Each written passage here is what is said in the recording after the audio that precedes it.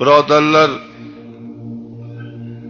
juda bizni zamonamizdagi yigitlarga, erkaklarga bir qiyin holat bo'lib qolgandi.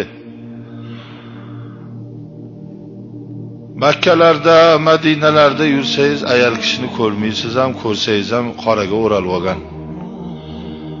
Endi bizda ko'chalarda yursangiz, mundoq bu yoqqa bursangiz, bu yoqqa ko'z tushib qoladi.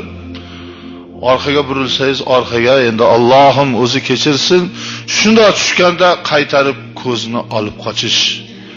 Nomahramdan ko'zni olib qochish. Bu ko'z shayton shunda yetkazdimi, vos-vos solmasdan qaytarish.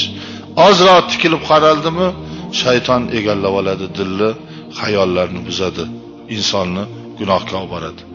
Ana shulardan ko'zni olib qochib yurish.